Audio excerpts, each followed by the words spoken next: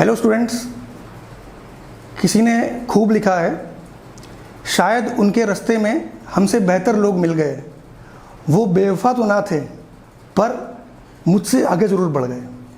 शायद उनके रास्ते में मुझसे बेहतर लोग मिल गए, वो बेवफा तो ना थे पर मुझसे आगे ज़रूर बढ़ गए। देखिए, ये शायरी जो है ये स्टूडेंट्स को बहुत गहरा मैसेज देती है। ये बताती है कि हमें हमेशा अपने रास्ते अच्छे रखने चाहिए। अच्छे का मतलब जो काम आपको दिया है पेरेंट्स ने पढ़ने का, वो काम करिए। आपका धर्म जो है पढ़ना है ना। अगर आप उल्टे सीधे रास्ते पकड़ेंगे तो क्या होगा, आप अपने रास्ते भटक जाएंगे, है ना, और परेशान रहेंगे। किसी को उल्टा सीधा कहेंगे तो किसी को उल्टा सीधा कहने से अपनी जवान खराब करेंगे, है ना। तो अपना रास्ता अच्छा पकड़िए और इस शायरी को यूज़ करिए, है ना। शायद उनके रास्ते में मुझसे बेहतर लोग मिल गए, वो बेवफा तो ना थे पर मुझसे आगे ज़रूर बढ़ गए। तो आप उससे भी आगे बढ़िए, है ना, और बताइए नहीं किसी को, ठीक है। तो आज देखिए हम लोग किरचॉफ लॉ, एक लॉ है और जिसके क्वेश्चन एग्जाम में अक्सर पूछते हैं, 5 marks question in board exam. तो उसको क्वेश्चन सॉल्व करेंगे हम लोग और बड़ा ही ईजी है ये क्वेश्चन। देखिए समझिए इस क्वेश्चन में क्या है। क्वेश्चन लिखा हुआ है, calculate the currents in the given circuit using Kirchhoff law. और क्वेश्चन में ये बना हुआ है। देखिए करंट भी नहीं दी इसमें, करंट भी दी नहीं इसमें। तो हम क्या करेंगे, अब करंट को एज्यूम करेंगे। करंट कहाँ से I1 है, कहाँ से I2 निकल रहा है। अच्छा, तो हमने यहाँ पे लिख लिया सॉल्यूशन, है ना। तो बोर्ड एग्जाम में आपको सॉल्यूशन का डायग्राम बनाना है पूरा, और उसमें सबसे पहले हम क्या लिखते हैं, सबसे पहले लिखते हैं हम पोलैरिटी। क्या लिखते हैं, पोलैरिटी। तो बैटरी की बड़ी प्लेट पॉजिटिव, छोटी प्लेट नेगेटिव, बड़ी प्लेट पॉजिटिव, छोटी प्लेट नेगेटिव, ये लिख लिया। अब हमें दिक्कत क्या आ रही है कि हमारे पास करंट नहीं है, तो करंट हमेशा बैटरी के पॉजिटिव से निकलता हुआ मान लेंगे, है ना। कहीं पर भी अगर बैटरी लगी हो तो उसके पॉजिटिव से हमेशा आप करंट निकलता हुआ मान लीजिएगा। इसके भी पॉजिटिव से करंट निकलता हुआ मान लिया हमने, या I1 मान लिया या I2 लेट कर लिया हमने। I2 यहाँ आ रहा है और I1 यहाँ आ रहा है, दोनों I1 और I2 दोनों ये मिलकर ये बन रहे हैं I1 प्लस I2 बन रहे हैं। अब हम पोलैरिटी आसानी से मेंशन कर सकते हैं अपने रजिस्टर्स में। तो यहाँ पे देखिए कहाँ पे ये एंटर कर रहा है, प्लस में एंटर कर रहा है करंट। जहाँ पे एंटर करता है वहाँ प्लस लिखते हैं और जहाँ पे एग्जिट करता है वहाँ माइनस लिखते हैं। ये मैं आपको लास्ट लेक्चर में भी बता चुका हूँ। जहाँ प्लस एंटर कर रहा है वहाँ प्लस, जहाँ माइनस, जहाँ एग्जिट करेगा वहाँ माइनस। तो करंट एंटर यहाँ पे किया, एग्जिट यहाँ से कर गया। तो जहाँ से एग्जिट करेगा वहाँ माइनस, जहाँ पे एंटर करेगा वहाँ प्लस। जहाँ पे एंटर कर रहा है प्लस, जहाँ एग्जिट कर रहा है माइनस। ये डायग्राम बना दिया हमने। अब हम क्या कर सकते हैं, देखिए यहाँ पे हमारे पास कितने करंट हैं, 2 ही करंट है, I1 I2। तो उसके थर्ड करंट नहीं है। जब थर्ड करंट नहीं होता तो हम KCL नहीं लगाते, किरचॉफ करंट लॉ यूज़ नहीं करते हम लोग, ठीक है। तो अब हम यहाँ पे क्या करेंगे, लूप लगा लेंगे। ये लूप आपका 1 है और ये लूप आपका 2 है। तो देखिए अप्लाई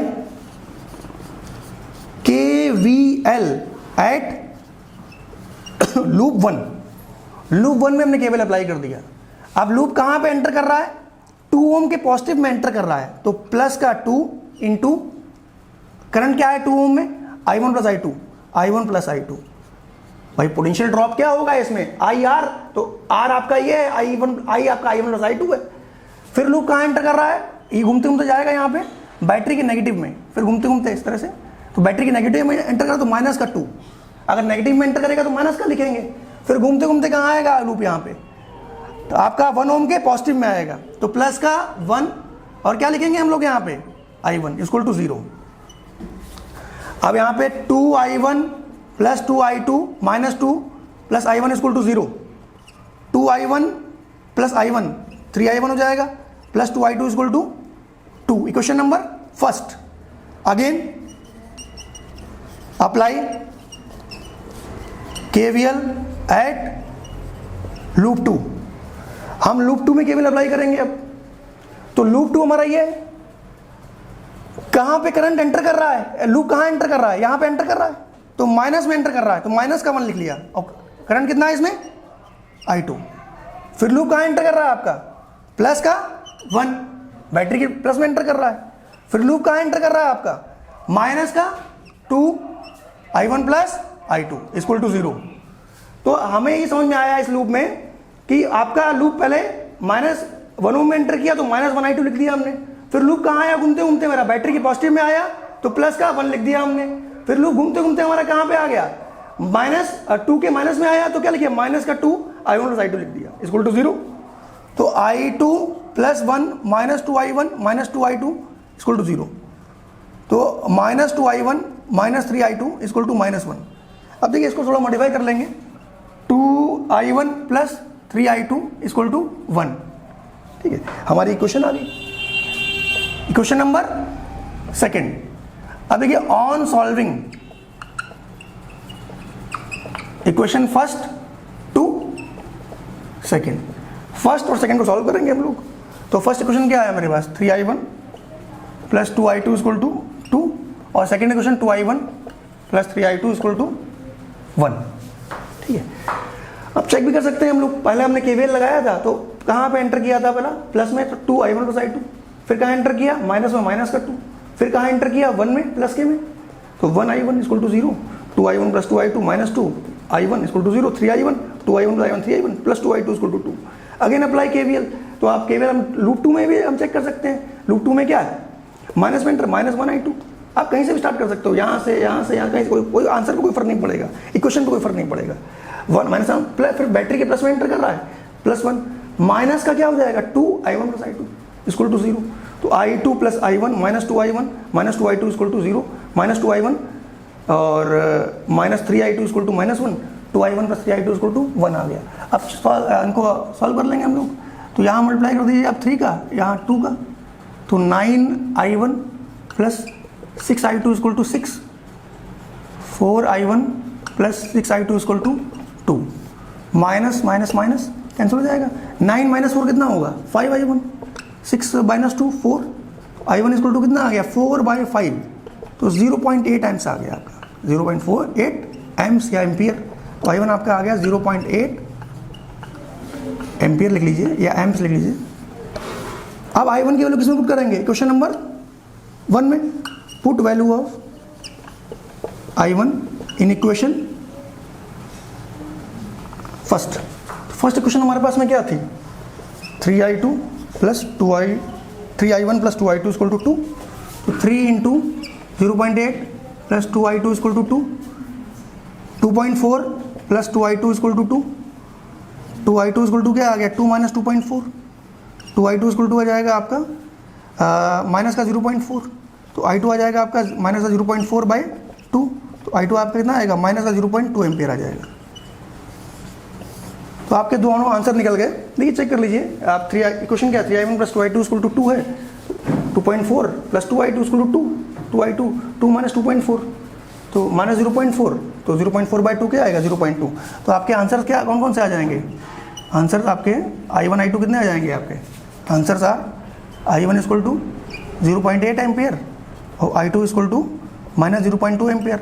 अच्छा, आपको I1 प्लस I2 इस ब्रांच में अगर करंट पूछता है कि 2 वाली ब्रांच में कितना करंट है, तो I1 प्लस I2 निकाल देंगे, कितना आएगा आपका 0.8 माइनस 0.2, तो I1 प्लस I2 कितना आ गया आपका 0.6 एम्पियर आ गया।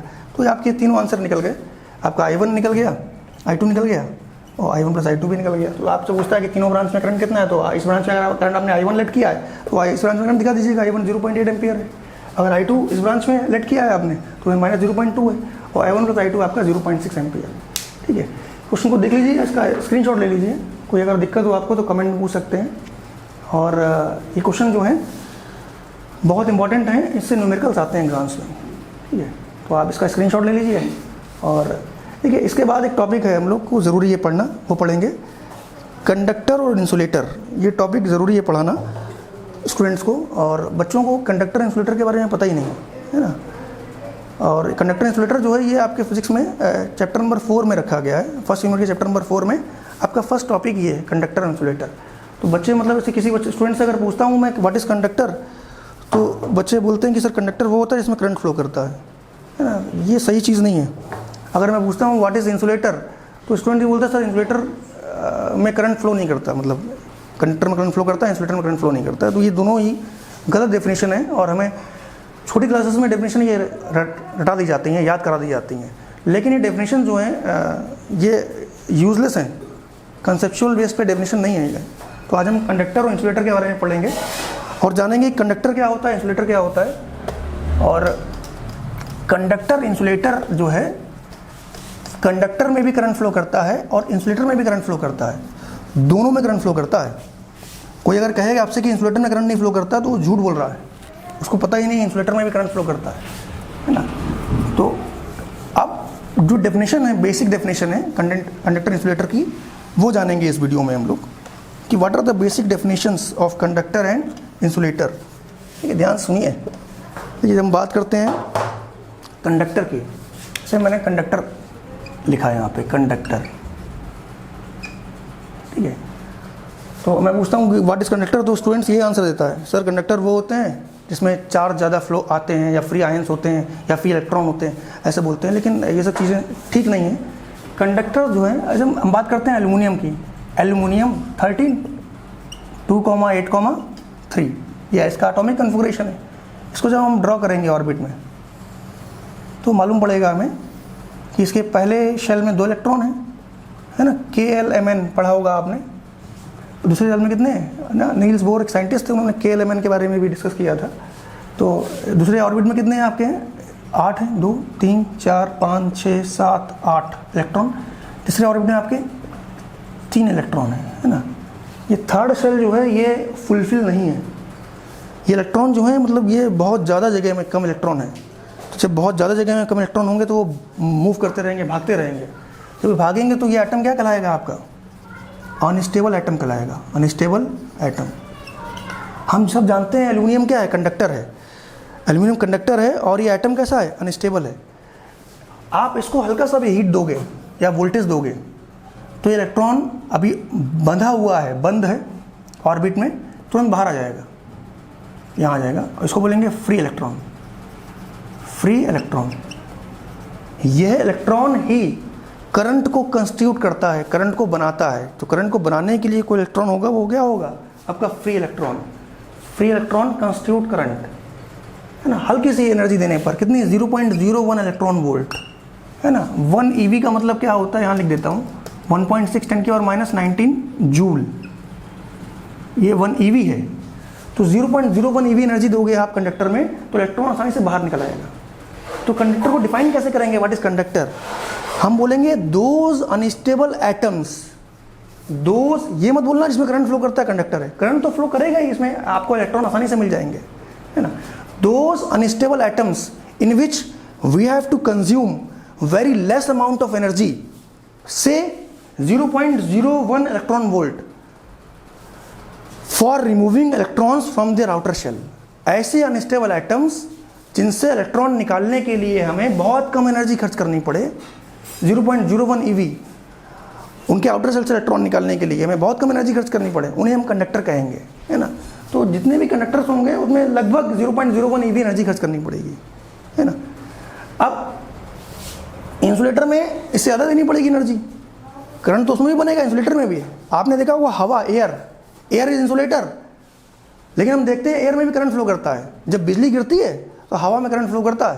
तो हवा में करंट क्यों फ्लो करता है, ज़्यादा वोल्टेज की वजह से, है ना। ज़्यादा वोल्टेज दोगे तो हवा में भी करंट फ्लो कर जाएगा, है ना। तो ज़्यादा वोल्टेज चाहिए इंसुलेटर में करंट फ्लो करने के लिए, है ना।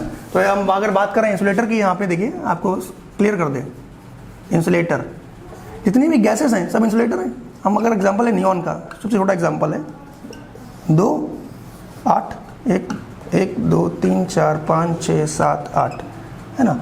ये इलेक्ट्रॉन जो है टाइटली क्या है, बॉन्ड है, बिल्कुल भी जगह नहीं है इलेक्ट्रॉन निकलने के लिए, है ना, टाइटली बॉन्ड है मतलब। तो आपका ये कैसा है, एटम है, स्टेबल एटम है ना। इलेक्ट्रॉन की काइनेटिक एनर्जी क्या है, काइनेटिक एनर्जी आपकी 0 है। इलेक्ट्रॉन की काइनेटिक एनर्जी 0 है, इलेक्ट्रॉन मूव ही नहीं कर रहा है। यहाँ काइनेटिक एनर्जी क्या होगी आपके इलेक्ट्रॉन की, काइनेटिक एनर्जी ये नॉन जीरो है ना, बहुत इजीली मूव कर रहे हैं, अनस्टेबल, ये स्टेबल एटम है। लेकिन इसको भी अगर हम हीट देंगे या वोल्टेज देंगे तो लगभग 6 इलेक्ट्रॉन वोल्ट, मतलब एक इलेक्ट्रॉन निकालने के लिए 6 EV एनर्जी में इलेक्ट्रॉन निकल जाएगा, मतलब नियॉन में भी करंट फ्लो करेगा। तो आज के बाद ये मत भूलिएगा इंसुलेटर में करंट फ्लो नहीं करता, इंसुलेटर में करंट फ्लो करता है लेकिन ज़्यादा वोल्टेज देने पे।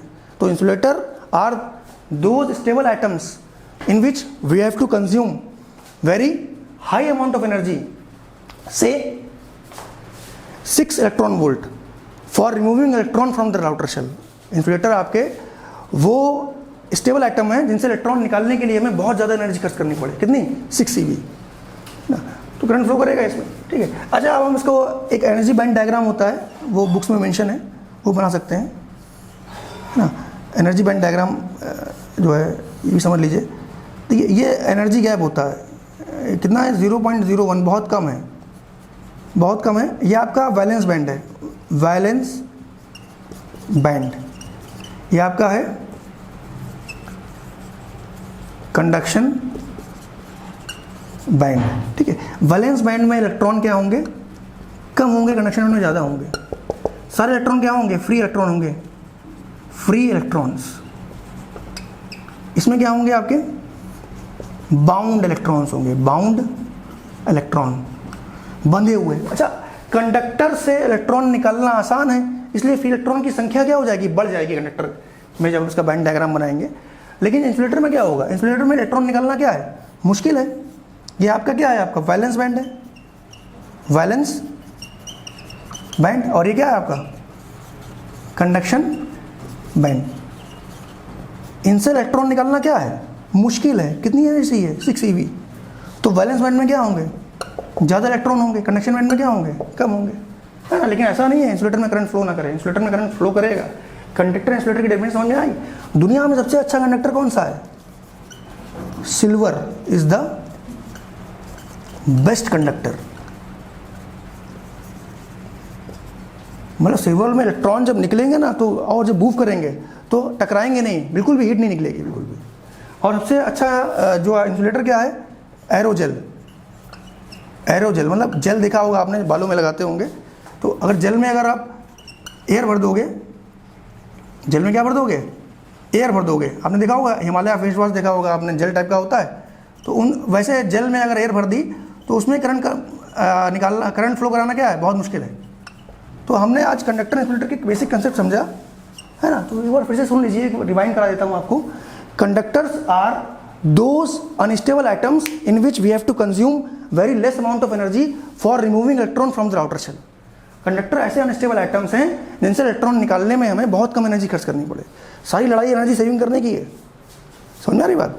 बहुत कम एनर्जी में, सिल्वर में बहुत कम एनर्जी, इलेक्ट्रॉन कोलिजन नहीं होगा, वायर हीट नहीं करेगा बिल्कुल भी। चांदी की तार सबसे अच्छे तार होते हैं, चांदी के तार सबसे अच्छे तार होते हैं, लेकिन घरों में यूज़ नहीं करते, कॉस्टली पड़ते हैं इसलिए। इंसुलेटर क्या होंगे, इंसुलेटर में करंट फ्लो करेगा लेकिन ज़्यादा वोल्टेज देने पे। Insulator are stable items in which we have to consume very high amount of energy say 6 electron volt for removing electron from the outer shell are called insulator. देखिए 0.01 और 6 में बहुत फर्क है, 6 बहुत ज़्यादा एनर्जी है।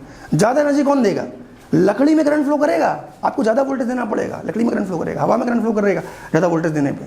तो लेकिन ज़्यादा वोल्टेज कौन देगा भाई, हम लोग एनर्जी सेव करने की बात करते हैं, वी आर सेविंग एनर्जी।